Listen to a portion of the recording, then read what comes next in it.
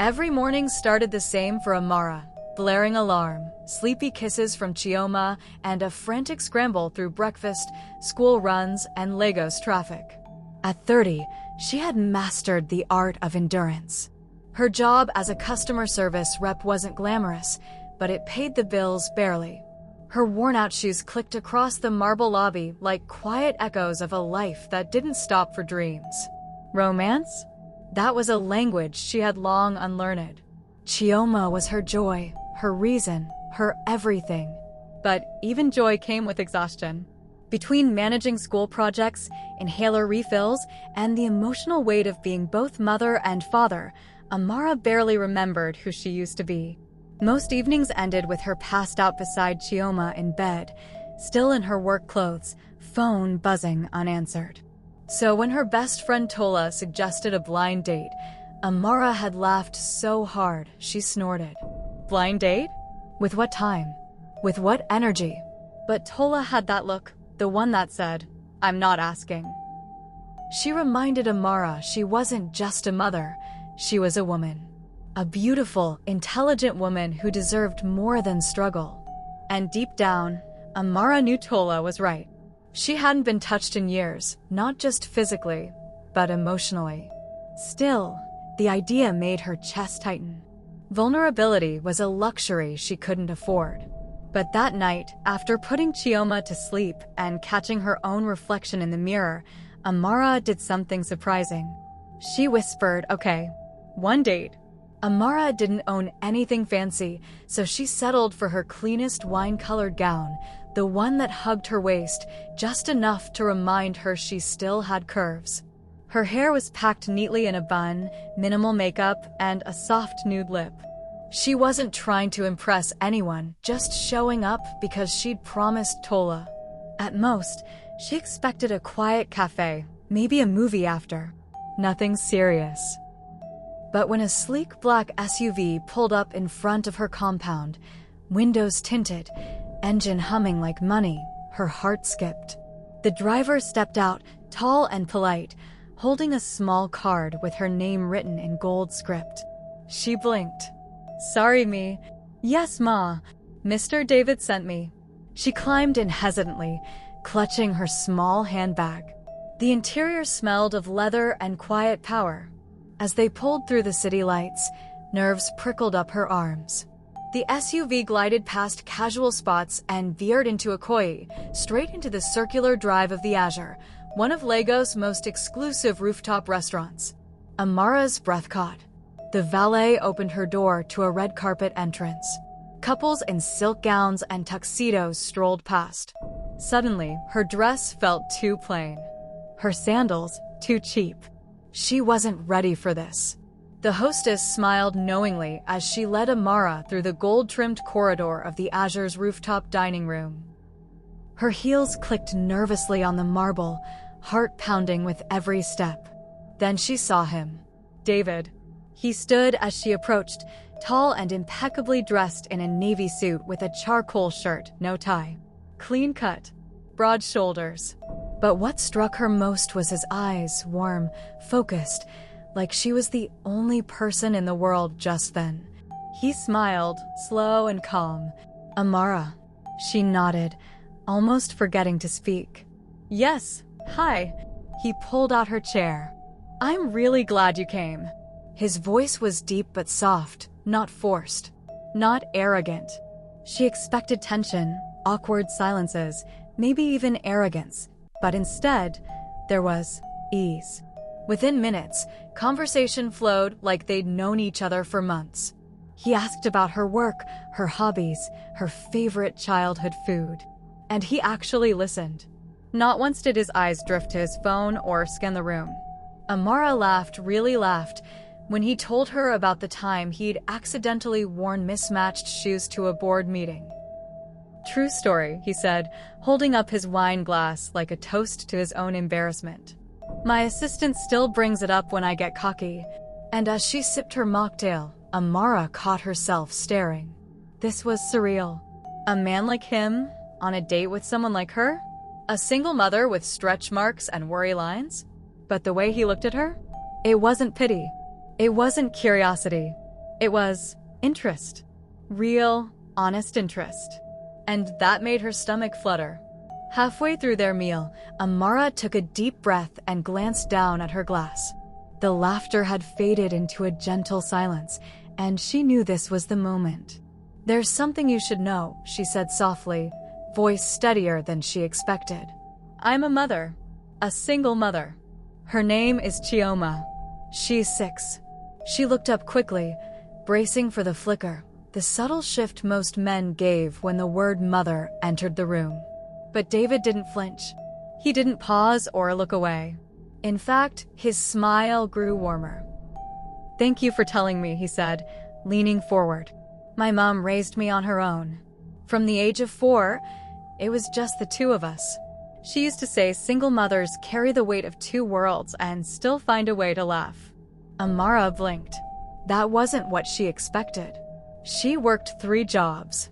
"I used to sit at the back of her tailoring shop and help fold fabric. Everything I am, she built with her own hands," David continued, his tone soft but full of respect. "So when you say you're a single mom, Amara, that's not a red flag. That's power." Something shifted in her chest. The invisible armor she wore daily loosened, just a little. For the first time in years, she felt safe enough to be seen. Not just as a mother, not as someone surviving, but as a woman. And someone worthy of more. Just as the waiter returned with dessert, molten cake, and coconut cream, Amara's phone buzzed. She almost ignored it, not wanting to break the warmth of the moment. But then she saw the name flash across the screen. School nurse. She froze.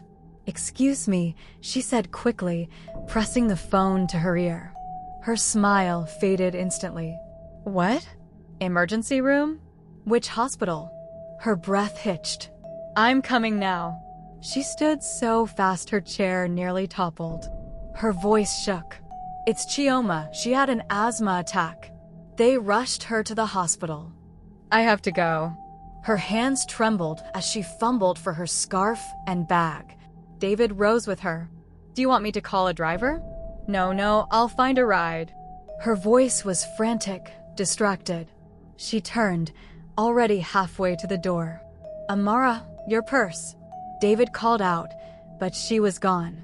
He stood there, her small handbag dangling in his hand, heart pounding as he watched the glass doors close behind her. The laughter, the calm, all of it vanished in seconds. He didn't know what had just happened, not really. But something in her eyes before she left, raw fear, unfiltered love, told him this wasn't just a date anymore. This woman had a life full of storms. And without knowing why, David found himself clutching her bag like a promise. He wasn't done with her yet. Amara sat hunched beside the hospital bed, Chioma's tiny hand wrapped in hers. The rhythmic hum of the oxygen machine was the only sound in the sterile white room. Guilt pressed into her shoulders like concrete. She had traded routine for one night of escape, and this was the cost. Her daughter lay weak and pale, a plastic mask over her face, her chest rising in fragile, shallow breaths. She couldn't stop replaying it. The laughter, the warm candlelight, the way she'd forgotten herself, even if just for a moment. What kind of mother leaves? She thought bitterly. A quiet knock startled her. She turned and saw him. David stood just outside the ward window, her handbag in one hand, a brown takeout bag in the other, and a single bouquet of yellow daisies wrapped in newspaper. He didn't come in. He didn't wave. He simply stood there, eyes gentle, offering a kind of quiet that didn't demand anything. She hadn't expected him to show up. Certainly not like this. Amara looked at Chioma again, then back at David. For the first time since rushing through the emergency doors, her eyes softened, not from exhaustion, but from a sliver of comfort. He stayed. Amara was wiping Chioma's forehead with a damp cloth when the door swung open with a gust of unwanted air. "Toby?" she whispered, stunned. There he was. Toby, Chioma's father, tall, dark-skinned, square-jawed, and dressed in a fitted shirt like he'd come from a party. not a hospital. His cologne hit the room before his voice did.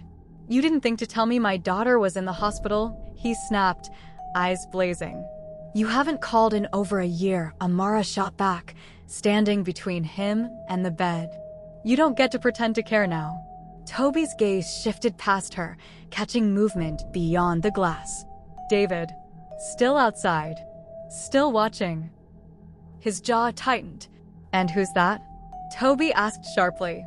"Your new sponsor? You dragging men around my daughter now." Amara's lips trembled. "He brought food. Flowers. He stayed." Toby stepped closer, voice low and threatening. "You're making reckless decisions, Amara. I'll talk to my lawyer. Maybe it's time I file for custody. Clearly, you've forgotten what's best for her." The words sliced deep. David stood still outside, his fists clenched at his sides. He didn't move, didn't speak. But his eyes said it all. If Toby crossed the line, he wouldn't stay quiet. Toby turned on his heel and stormed out, tossing over his shoulder. "This isn't over." Silence returned. Heavy. Amara stood frozen, her heart rattling in her chest. David stepped forward, slowly, but didn't come in. He just waited. And she wasn't sure which part scared her more. The past that had returned, or the man outside who refused to leave. The hospital had quieted into a hum of distant monitors and sleepy footsteps. Chioma was resting peacefully, her chest rising in steady, slow breaths. Amara stepped into the corridor to breathe, to think. The weight of the day sat heavy on her, but somehow, David's presence felt like a pause from the chaos, grounding, gentle. They stood side by side beneath the fluorescent lights, silence stretching between them until David finally spoke. "I meant what I said over dinner," he said softly. "I don't care about your past, Amara. I care about you. And Chioma. If you want something real, I'm here." Her heart skipped, caught between warmth and warning. His voice was steady, but her world was anything but. Before she could respond, her phone vibrated. She glanced down. Court summons. Toby Oseji versus Amara Nwachukwu. Custody hearing. Her breath hitched. The letters blurred as her fingers tightened around the screen. David didn't say anything. He just turned toward her fully, eyes calm, and extended his hand. No pressure. No promises. Just an invitation. To trust. To try. Amara looked from the phone to his open palm and back again.